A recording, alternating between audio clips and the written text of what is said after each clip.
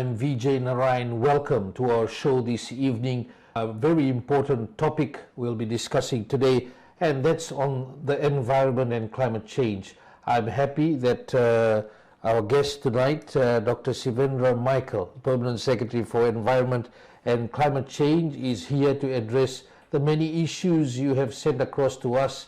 Of course, as I've said, a lot of contentious issues. Dr. Michael, first of all, please explain the role of the Department of Environment. Thank you. So we are a Ministry of Environment and Climate Change. Under the ministry, we have the Department of Environment as well as the Department of Climate Change. Under the Department of Environment, our role is to ensure the protection and the conservation of the environment, and also to ensure that all development is done in the most sustainable way. Within the Department of Environment, we have 5 divisions. One looks at the ozone depleting substances, which implements the Montreal Protocol, which looks at phasing out of HCFC or carbon gases that are very harmful to our environment, mostly related to air conditioning and refrigeration gases. And then we have our Waste Pollution Control Unit that looks at the enforcement of the Litters Act, as well as the Integrated Waste Management Strategy. We also have our Resource Management Unit that looks after the 13 multilateral environmental agreements that we have signed, like Stockholm, Paris Agreement, the Convention on Biodiversity, the reporting on this, as well as alignment of the national policies to these international treaties that we have ratified.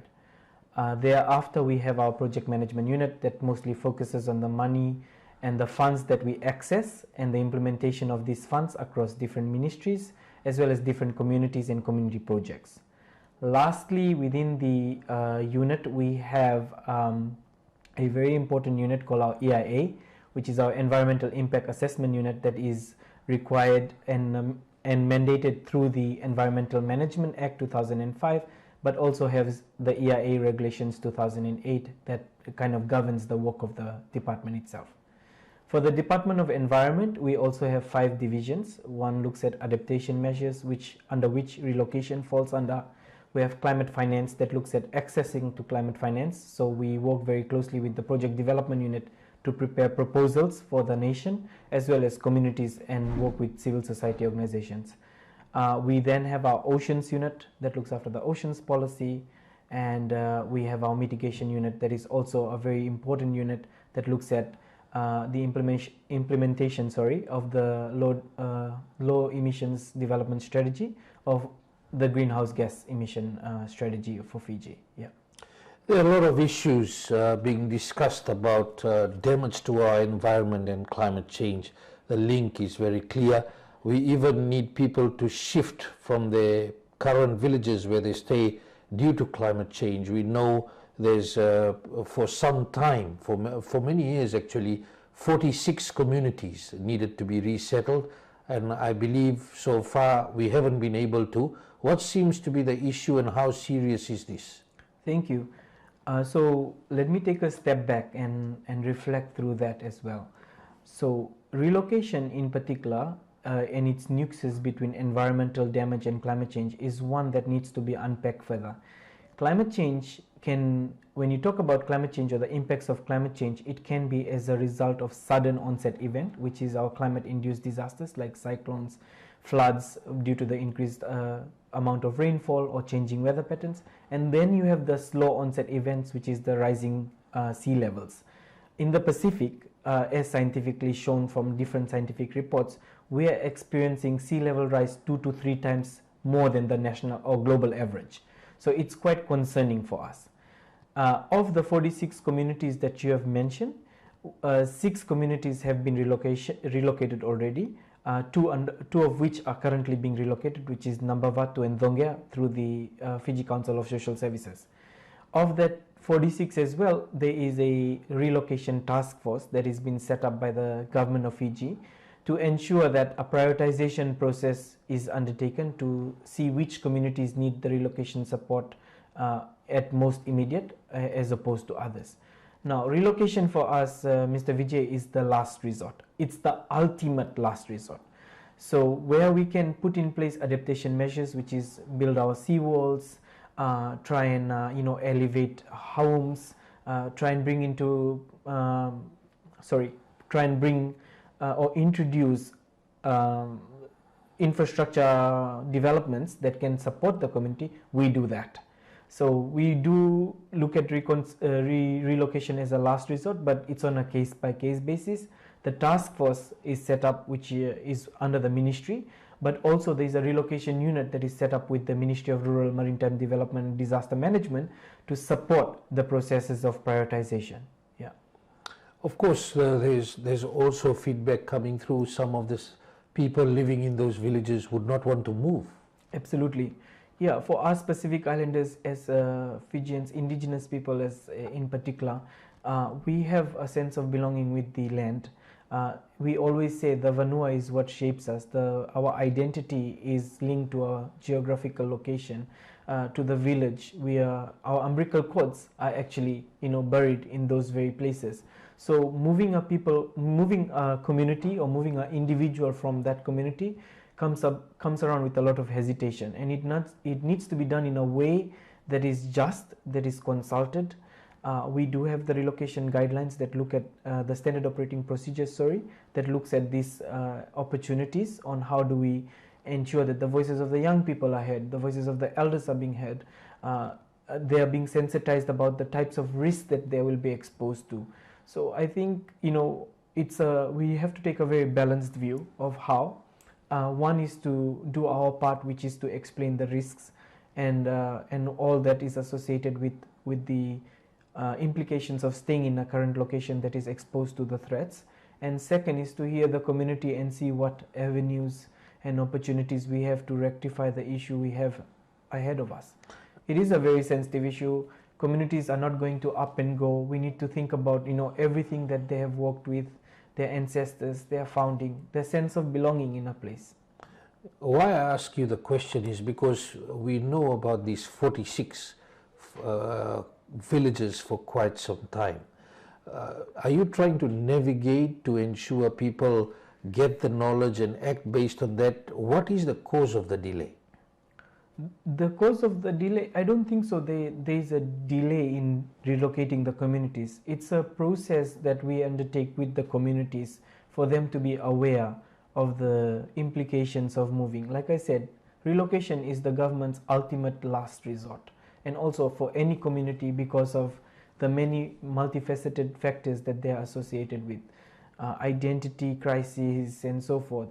And also relocating communities in a just way, not just removing them and not looking at the livelihood method. If it's an ocean-based community that relies on ocean for sustenance, moving them inland would not necessarily solve the issue.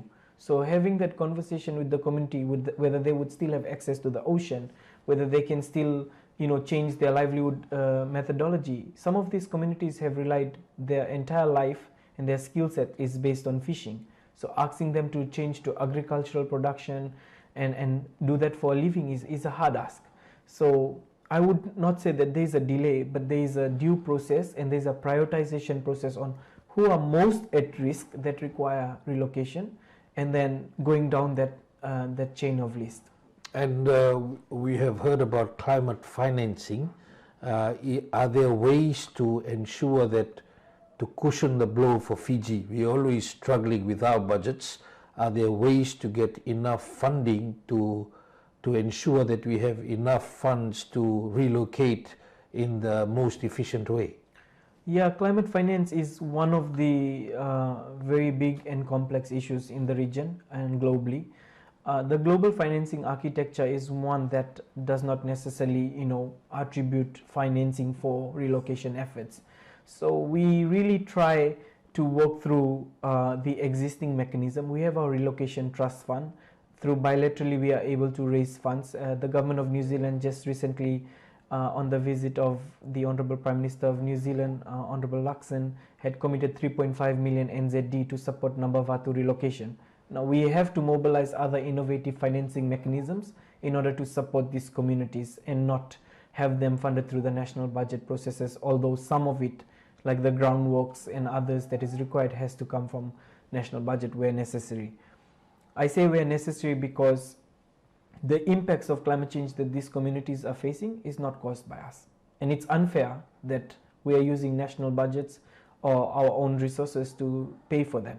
So the large polluting countries that are contributing to the crisis needs to be made aware, and that's what we are doing at the COP meetings, is to ask in the loss and damage fund, when we operationalize, can the funding be allocated to address non-economic loss and damage? How much of the funding to address economic loss and damage can come to these communities? What is the mechanism of channeling that fund to the countries that needs it the most? Yeah. We expect stronger cyclones. All the assessments are there for natural disasters. We saw that in 2016 with Cyclone Winston, the strongest cyclone to hit the southern hemisphere, did a lot of damage, caused havoc for GDP as well, and the communities had to recover. Everybody was affected by it.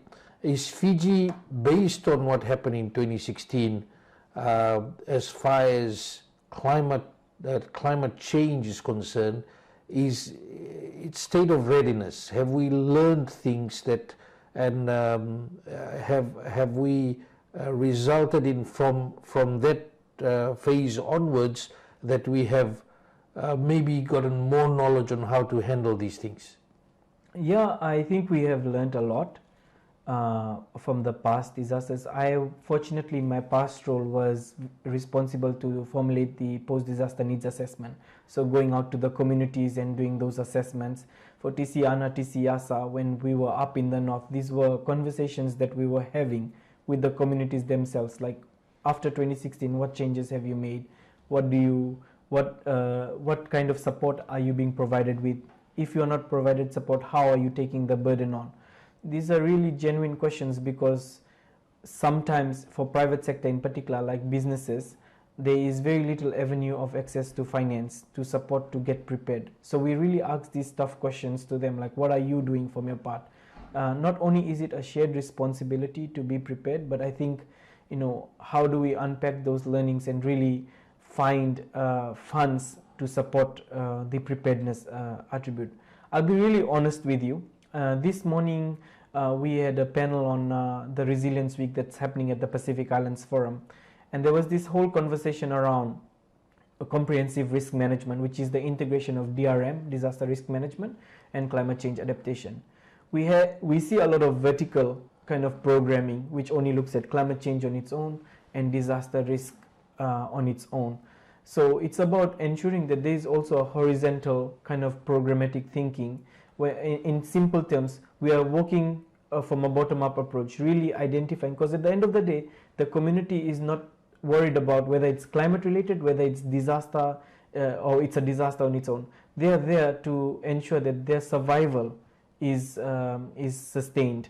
They are able to put food on the table. So what are we doing from our side to ensure that our governance structure and our mechanisms are able to facilitate those needs? I was just asking you about risk planning, and risk mitigation is so important that a whole of government approach and even everyone in the community needs to understand the importance of mitigation policies, and well socialized. How much work of that is coming through with government and private sector involvement? I would not be able to comment on the private sector involvement, but with the NGO and civil society space, with FCOS and other agencies, UN agencies that are working in this space, we have been working with Ministry of Ethiopian Affairs and Ministry of Rural Maritime Development to update the community development plans, which includes a component of DRM and climate change adaptation. So we have been doing a lot of that work. Across the different ministries as well, we have a set of standard things that we should look at. For example, doing riverbank retention. What are some of the infrastructure needs that needs to be enhanced? Like, it's not the same old type of rock layering. If you're cutting a road, you have to cut it in a different angle to avoid runoff. So these are what we call the typologies that we are looking at and designing accordingly. One good example that I can really give you is the water infrastructure, where we are doing water tanks. It's no longer about just giving water tanks. It's about ensuring that when we are doing budgeting process, it's the water tanks with the base, with the netting, with the the purification system, as well as the straps to tie down the water tank. So I think it's looking at it in a holistic way, and we do need the communities to speak up, because it's community driven when we do these risk informing projects. A water supply, a few months ago we had the Water Authority of Fiji CEO Dr. Amit Chanan on the show, and he talked about the big issue that he faces all the time with the WEF infrastructure, and that's with high turbidity levels. Of course, it's not just limited to, but there are several factors according to him. One of them is bad farming practices upstream that is causing a lot of issues for him, mainly for Waimanu River.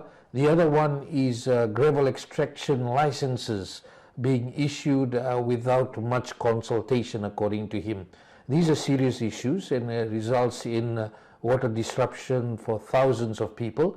Are you looking into this area of concern? Of course, yeah, we have been looking at the joint approach to address these issues. We are working with Ministry of Lands, Ministry of Waterways as well as Ministry of Rural Maritime Development, and one of the key players in this as well is the Ministry of Ethiopian Affairs, because this whole of government approach along with the statutory bodies needs to be on the same table to understand the risk that are posed to the services. So with turbidity, like you rightfully pointed out, there is multifaceted issues that contribute to it, but we also have innovative solutions that we can introduce to try and curb the issue, which are like the water, the filtration systems that has access to the reservoir water. Now, in terms of the extraction, I think we've been very hard on that in terms of monitoring and enforcement. Each of the extraction services or where we have allowed for licensing for extraction, it requires a EIA approval. We do our EIA assessments, and based on that, there is a volume that is permitted to be extracted. So while recognizing that the licenses are valid, we also have to play a very diligent role in monitoring how is the extraction done. Is it at the expense of the environment? Where are they extracting from? Where they are removing and putting the waste across? So these are our day-to-day compliance, ad hoc compliance measures that we have in place. But I acknowledge that we need to be more hard. We need to work together to try and minimize, the way in which we are looking at the licensing and permitting process. And for that, I commend the Ministry of Lands and their willingness to work together with the department as well. Yeah. Well, it's good that now you are involved. It seemed like prior to this, the involvement was not at this level. As far as monitoring is concerned, because this is affecting thousands of residents, do you have enough people to adequately and efficiently monitor what's happening? I would say we are growing our team. The government, through the budgeting process, we have been able to secure funding for more officers for the environmental impact assessment. We had made this a case as well that we are stretched with very small team members to be able to deploy our officers in the community. So we have a three-staged approach. Stage one is to increase the capacities within the Department of Environment, particularly the environmental impact assessment and the waste management unit. So not only in the central division, but also in the western and northern division, we have our department officers so that they are able to perform these services. The second one is to bring into the process the PCOs, which is the provincial conservation officers. We have 14 provincial conservation officers that is under the Ministry of Ethiopian Affairs, to train them to perform these services for us, because where it's very difficult to reach places, the PCOs can be trained well enough to perform these services. They do need to be gazetted, and before we go through that process, we have a training plan for them so that they are trained accordingly to be able to perform these functions and services. We do work across the other ministries as well to try and identify other officers that can become environmental inspectors, particularly our DTCP team, which is our town and country planning team, as well as our approving authorities. So a joint approach with our approving authorities so that we can have ad hoc monitoring.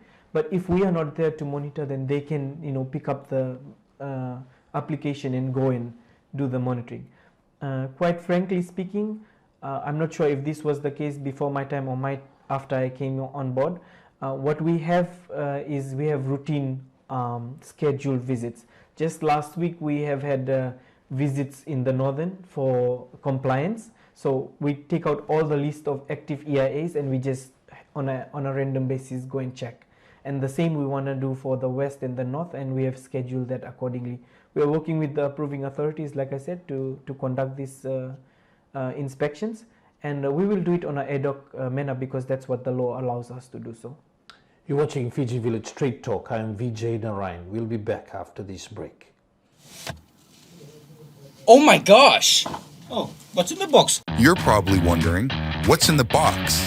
Well, if you must know, it's actually me. Before you call the police, I'm actually an app. The all-new Fiji Village app. Here's an update. See what I did there? I gave you an update. What's new? Well, for starters, I look different. My new layout also comes with stories if you're looking for something short and sweet.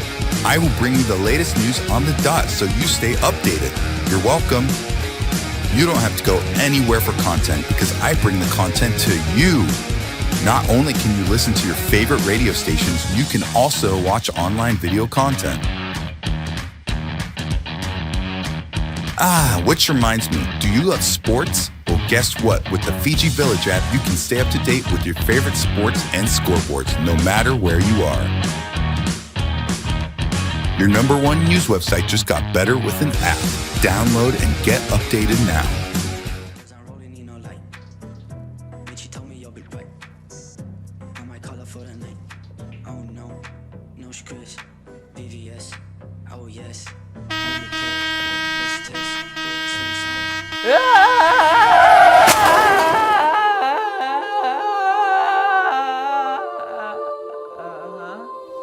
Wait, where am I?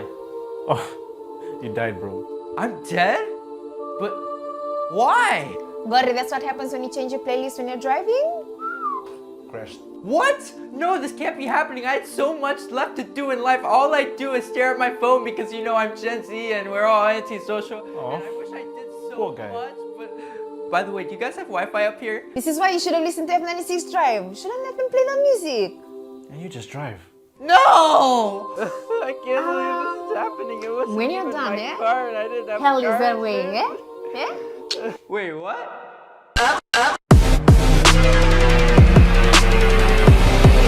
Bring it back, bring it back, bring it back.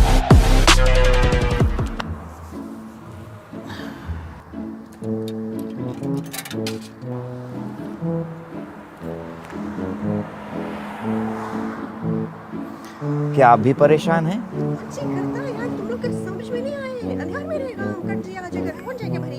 जाएगा भरो। क्या आपकी भी life में ऐसी ही tension है? आपकी परेशानी को कम करने के लिए आ रहा हूँ मैं बहुत ही जल्द आपको हंसाने के लिए। रेडियो सरगम और रेडियो सरगम फेसबुक पेज पर बहुत ही जल्द वहीं पर मिलेंगे। हेलो, अरे यार,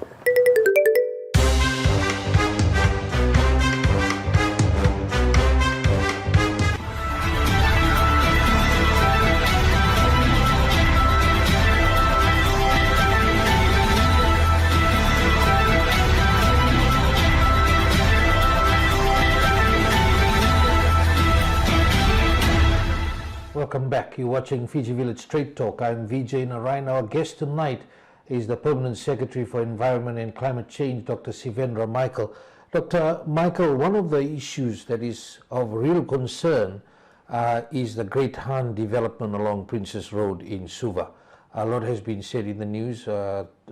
Residents like the Tamavu Action Group have been raising concerns about the geotech assessments, the Tamavoi Ridge and the vulnerabilities and the concerns and the environmental factors. What is the government's plan so far on that? So I think it's quite clear that the government had already issued a determination on that regard. We had listed a set of conditions that needed to be complied with. So in light of that, I believe that Great Han and its team was working towards addressing those conditions. Over the last 9 months since I've been in the role, we've met a couple of times to discuss those conditions as well. And the geotech one in particular that you have mentioned emerges out of a technical review committee that has indicated the recent the evidences of the fault line and the loose particles as well. So we do require it, and we require it based on the good justification. There's also enough sufficient scientific studies that have been done on the Tamova EY ridge, and I think we need to be very vigilant in terms of ensuring that construction, like I said in the start of this discussion, that any development needs to be done in an environmentally sustainable manner and does not pose any harm or risk to the human health, life, biodiversity and so forth. And if something does happen to the construction, it could pose significant risk. So the government has its plan to ensure that it is in compliance with the conditions that have been set out, and we've communicated that to Great Han. Yeah. So this is in relation to the development project along Princess Road. Initially, we understand that the project was different, and then a few more levels were added on. Did this put more emphasis on further assessments are needed? Absolutely. I mean, if you are having a building with 1 story and two stories, and you are adding 1 more level, it increases the building load. So the load or the number of occupants in the building also increase. That requires a traffic management plan, that requires a wastewater management plan. How are you going to? It also means that there is more pressure on the land upon which this building is constructed. And quite frankly, you know, the engineers and the Ministry of Minerals and Mineral Resource Department, MRD, along with the Ministry of Lands, we have consulted on this matter, and we've worked together within the technical review committee to come up with the further studies that are required. And there's no work underway at the moment at the site? So like I said, the government has its processes of investigation. We are currently investigating, yeah. Have all the environmental factors been taken into account? At this stage, we are yet to receive a submission from Great Han on that regard, and we are awaiting their submission on what components they have met and what are yet to be met. So let's just go back a bit in terms of this project before it started.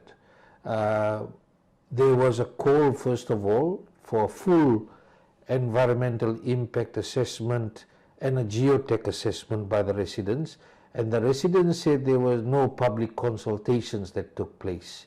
Of course, this is before your time, but for these types of projects, what happens? So what should happen? Yeah, so I think that for any development project, and it depends on the nature of developments, but I also would like to acknowledge that there was a change in the ownership. So where what someone may have previously, the previous building design was completely different to the new building design, so they had to go through the whole EIA screening process again. We were actually, just to be clear as well, we were made aware of the changes in design through the approving authority, and so when those changes happen, we have to instruct them to do a EIA screening application. So when a stop work order was issued, they had then come and did a EIA screening application, to which we have given conditions. We have been following this up, and we know that there were no public consultations held. And the other issue is, you talked about approving authority on buildings or levels to be added.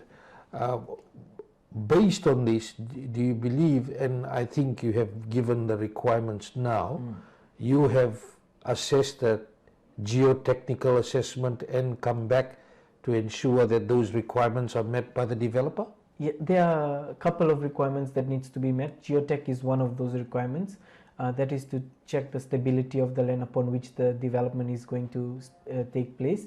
Then there are other important ones like the traffic management plan, the wastewater management plan, because you are increasing the volume, the septic tanks, everything, the drainage plans and so forth. So we have standard guidelines that we follow that guides our work, which is guided through the EIA guidelines and also our regulations. So we went for any development, we have the right to set up a technical review committee that looks at these matters more deeply, and they're able to give an informed recommendation. We then use the recommendation to try and discuss that and formulate our conditions accordingly. A developer can ask for anything, but in this case, what type of development is or will be allowed on that site? Right now, I'm not able to comment on that. Sorry, but right now the development as it stands is a residential property. That's my understanding. Okay, it's not let me rephrase that. What kind of developments are safe, taking into account the vulnerability of the fragile Tamavoy Ridge, as you said, with the fault lines? Yeah, so like I said, it has to be on a case-by-case basis. Here we look at every development. No development can be just considered safe. We have to do our own assessments. We have to, for all developments, there is a MRD component where they do stability test of the land. So I wouldn't say that just to say any type of it can be any form of development which may be considered unsafe. To be really honest, we need to be assessing projects on a case-by-case basis or developments on a case-by-case basis. If it's a residential property, single story that's being built, we can't even comment that that's safe, because right now with the vulnerability of the land, the stability issues, and also the number of scientific evidences emerging because of the fault line, we have to look at everything on a case-by-case basis. And like I said, it's a joint approach. We need to work with the approving authorities.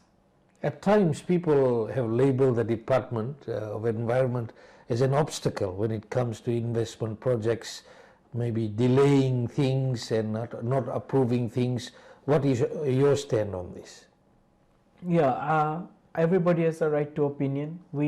Our mandate and our responsibility, as mandated by the Honorable Prime Minister, Minister responsible for environment and climate change, is to ensure that the environment is protected and conserved, and when development is taking place, it's done in an environmentally just way, meaning it's environmentally sustainable.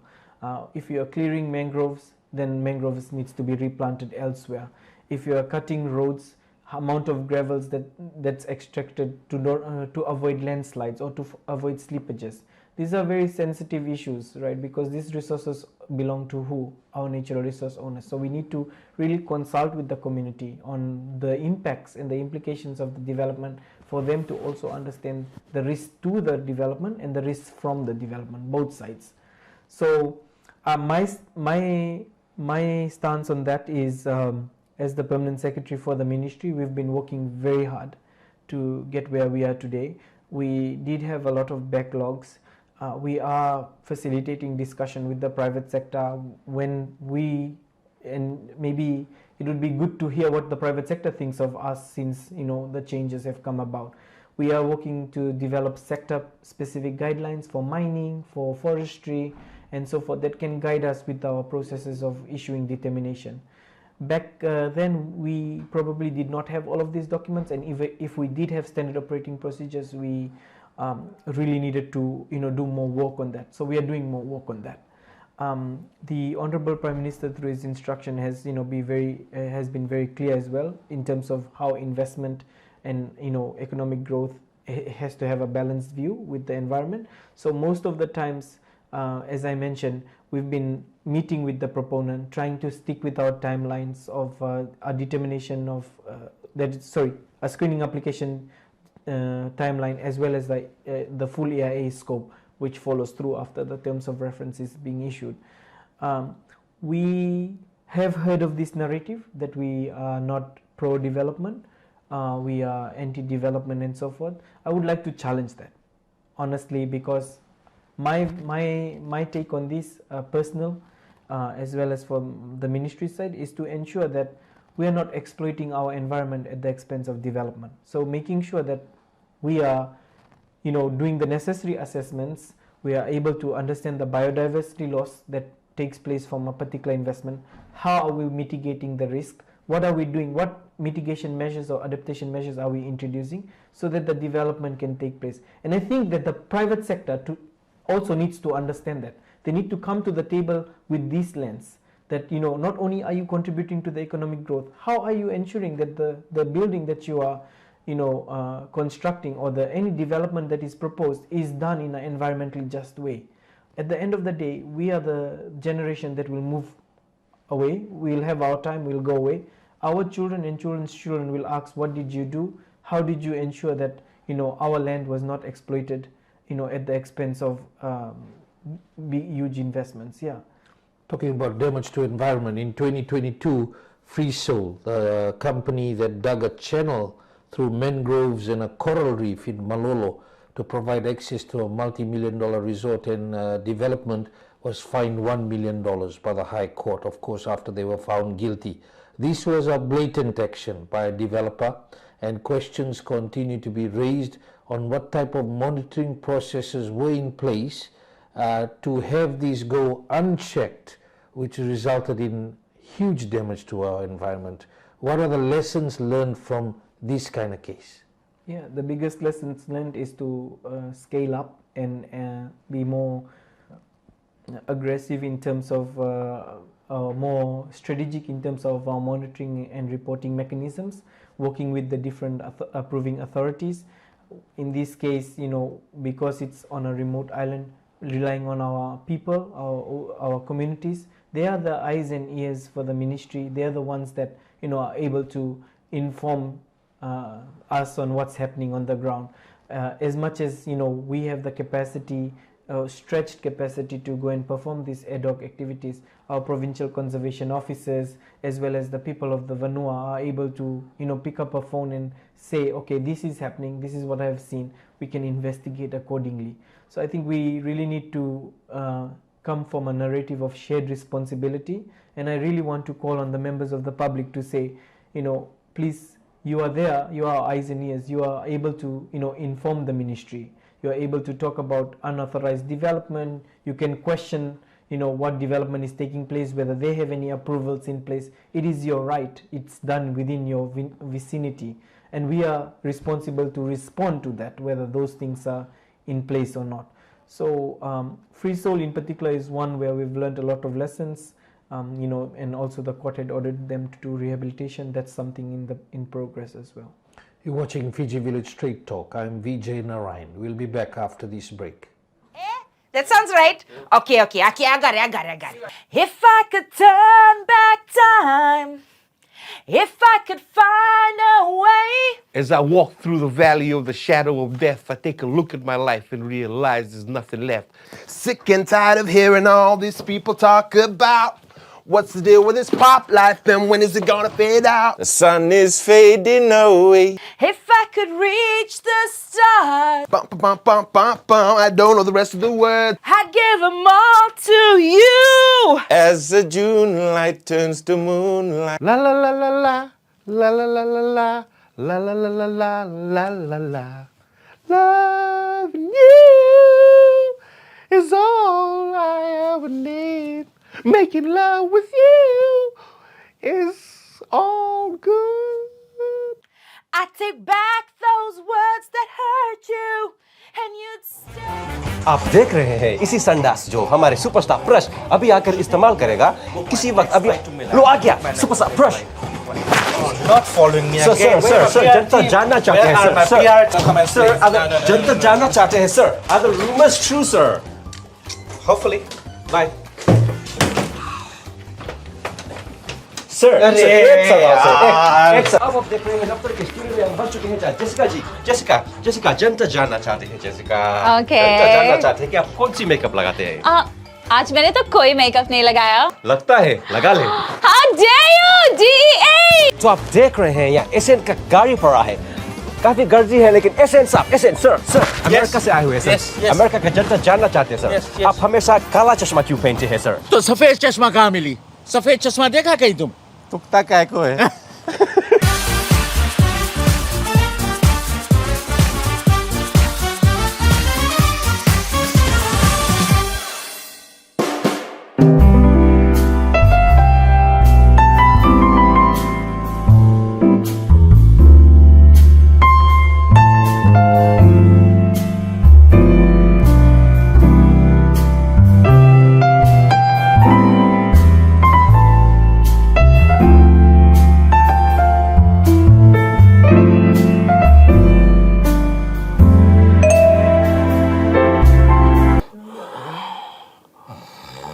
Demis. Sa mama na lima. Bebe, kenapa ya? Gol. Wow.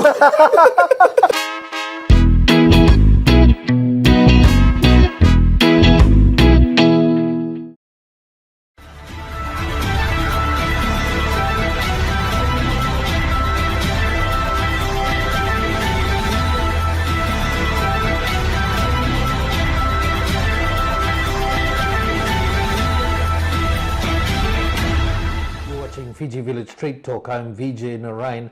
Our guest tonight, the Permanent Secretary for Environment and Climate Change, Dr. Sivendra Michael.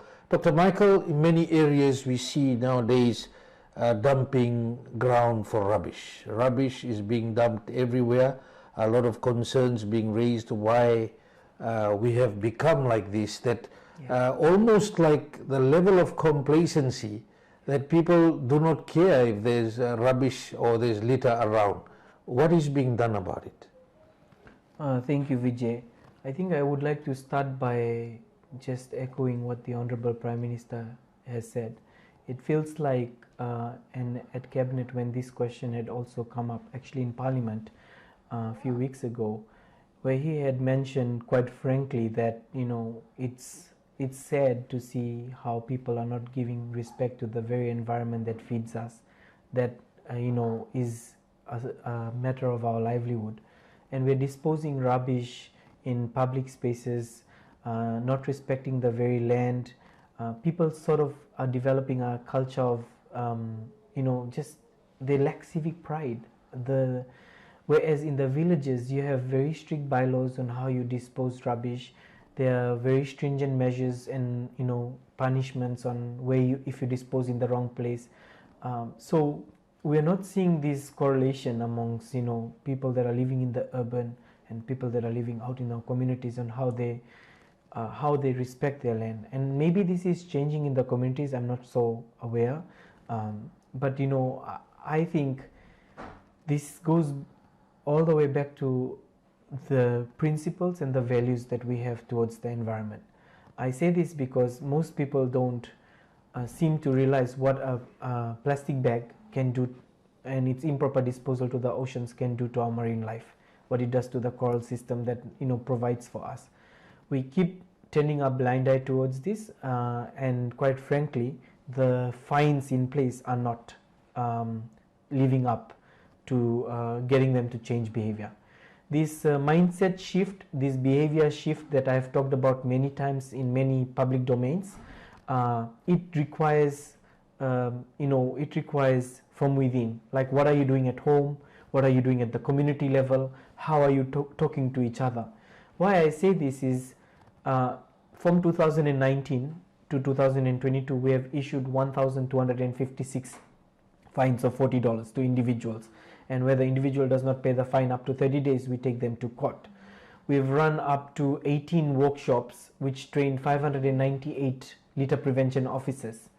Now, the regulation is written in such a way where the act is only allowing a fine of $40 irrespective of the type of disposal, and for corporate it's up to 2,000 irrespective of the type of waste that is being disposed. It does not live up to the environmental impact that this rubbish can collect. I give you a classic example. Most people would prefer to pile all the refrigeration goods or electronic waste outside their house. Being issued $40 fine is unmatched to paying for the cost of transporting those materials to the landfill or to the proper disposal facilities. So we really are looking at a way to review the act, but not looking at the Litters Act on its own. We are looking at reviewing the Litters Act, introducing the container deposits regulation, and also updating our integrated waste management strategy. We are also, with our integrated waste management strategy and the review of our act, we are working with the integrated rural development framework, which is done by Ministry of Rural Maritime Development, to try and identify the lessons that they learn in the communities to try and bring that here.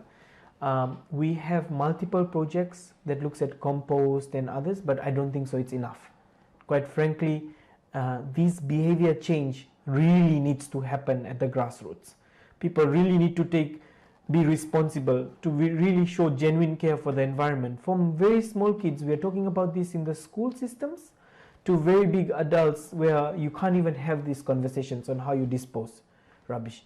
There are often complaints that there are not enough rubbish bins, that the councils are not providing rubbish bins in sufficient places. The real question is how hard it is to take your rubbish and go back home and sort it out in the right way. So we ask these hard questions. Why? Because one, it's a shared responsibility. Two, if we really respect the environment, you know exactly how to dispose and what types of rubbishes to dispose. And three, no matter how much trainings and workshops that we'll have with the litter prevention officers, the regulatory framework or the legal framework should be enabling in ensuring that enforcement or fines are issued that will deter such behavior. I was just about to say deterrence is the key here. Yeah. Why don't you just fine more people and increase the fines? Yeah, I mean, it's one way to look at it. It's one way to definitely look at it. But, apart from that, we need to bring about, like I said, this whole enabling environment. We need the container deposits regulation, because if they are not able to take their aluminum, their other type of e-waste out of their homes, where do they take it out to? So we are really working hard to develop the container deposits regulation, because PETs are one, but bigger problem is the solid waste disposal, the issues about chemical and hazardous waste, cars that are stranded on the road. We had in the members of the parliament talk about tires that are very hazardous material. So thinking about it from a very holistic angle, I think Vijay, we need to be very prudent in how we create the regulatory framework, but also come up with the enforcement and monitoring mechanism that supplements that, which talks about having capacity, having technology, having the right people trained in the right spaces, and also trying to create this awareness program that works parallelly. So I would say, deterrence is one answer to it. It might deter the behavior, people might, but we don't want to create a culture of fear.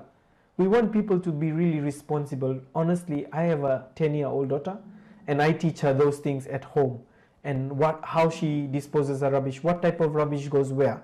So I think we can make these small investments, and we can really change the behavior holistically. Just in line with that, you're looking at a review of the law as well? So the Litters Act will be something that we are hoping to review, which will be complemented by our regulation and also our container deposits regulation. We do have our integrated waste management plan that is currently in its draft stage.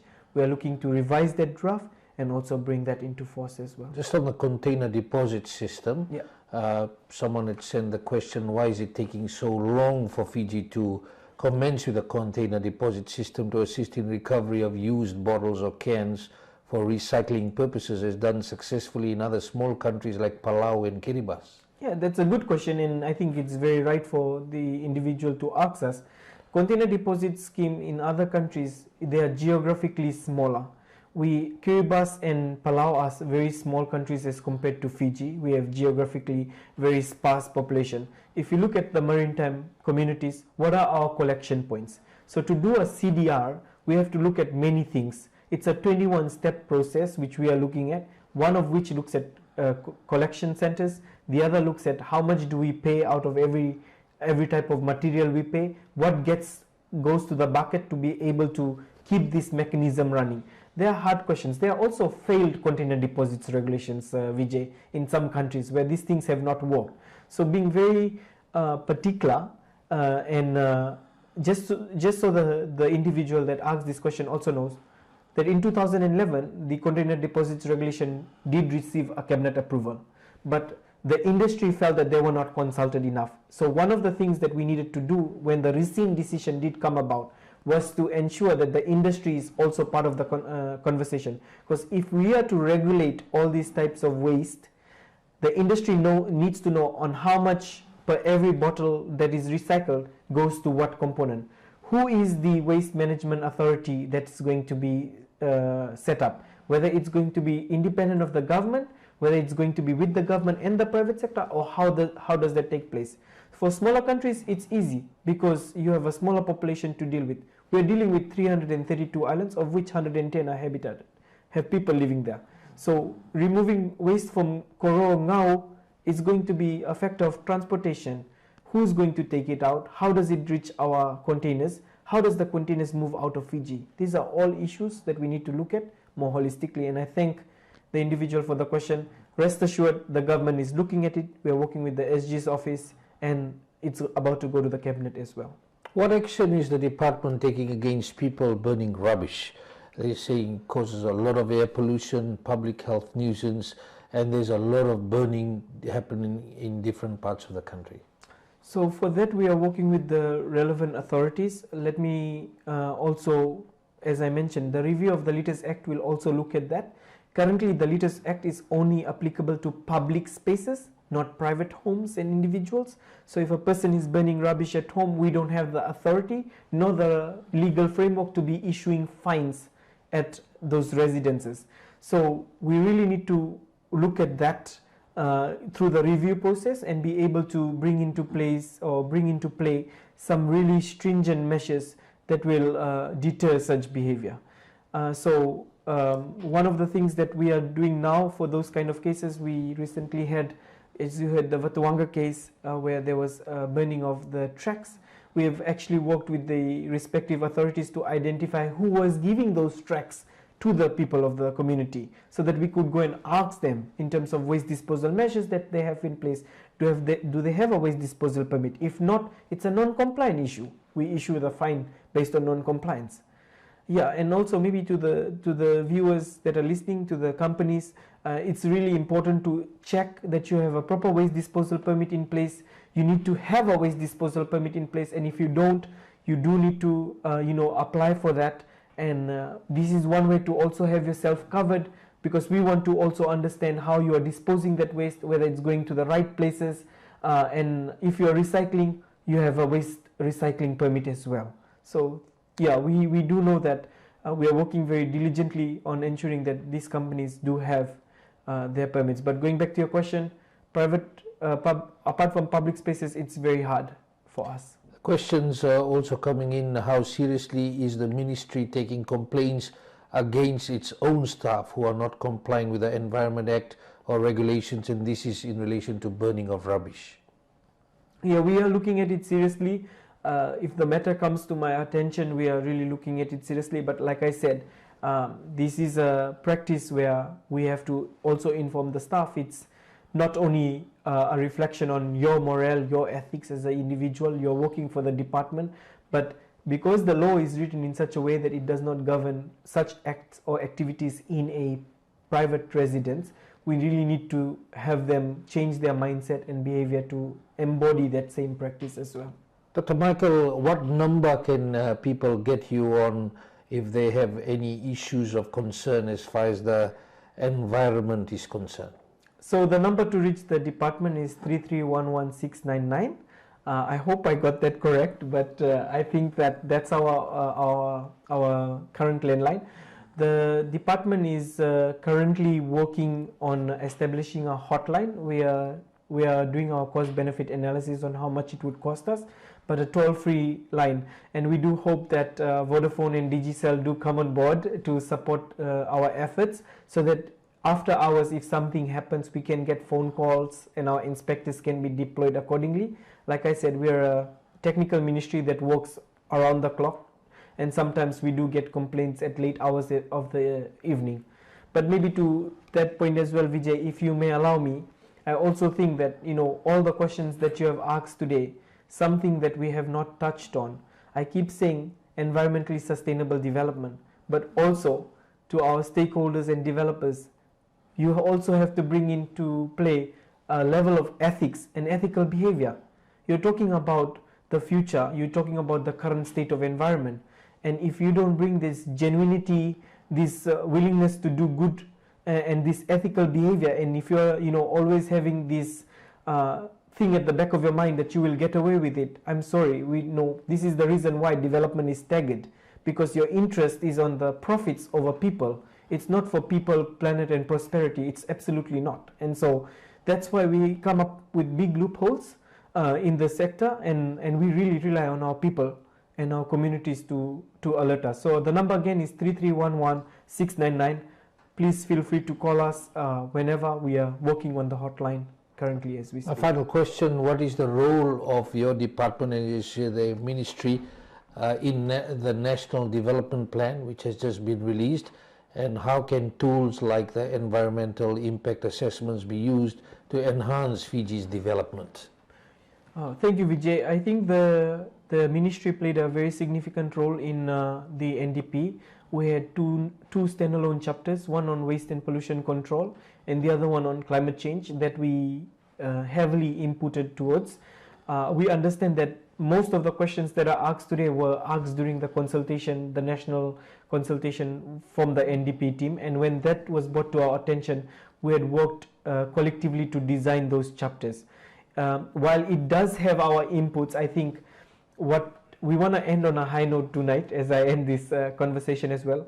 The NDP also looks about effectiveness and efficiency of the ministries. So while we are developing our strategic development plan, one of the things that we look at from the efficiency angle is what is our turnaround time to respond to EIA applications and so forth. So currently, on the first day I started, and I have said this before, we had a backlog of over 370 applications. Today we have cleared that backlog. We have about 6 pending applications, which are sensitive files, which we are working on. And sometimes it does take longer. It is on a case-by-case basis, and we do ask for your understanding on this regard. But in terms of efficiency going forward, like I've said, we have scaled our teams up. We are getting more people on board so that we don't have to ever go back to the backlog issue. So efficiency is one of our big measures of productivity in the ministry. I do understand that my team, and I thank them wholeheartedly, that they've worked significantly over time to try and reduce the backlogs. It's a thing that that we could have managed better, but I also believe that now with the ministry being in this place, we are trying to work collectively with the different approving authorities to ensure that we are not in that situation again, where there is backlogs coming up and our development partners complaining. So private sector, I do welcome your comments and critiques as well. You might think otherwise. We think that we are doing much better than before, and we welcome your feedback as well on how to improve going forward. It's Dr. Sivendra Michael, the Permanent Secretary for Environment and Climate Change. No doubt he will be back with a lot more issues as we continue to talk about environment and climate change. And he's off to New York as well for the UN General Assembly, more meetings, and then we have the COP meeting coming up towards the end of this year. Of course, you would be interested in knowing how does this benefit you, how does this affect you, and he will be coming back to talk on that. Until next week, have a great evening.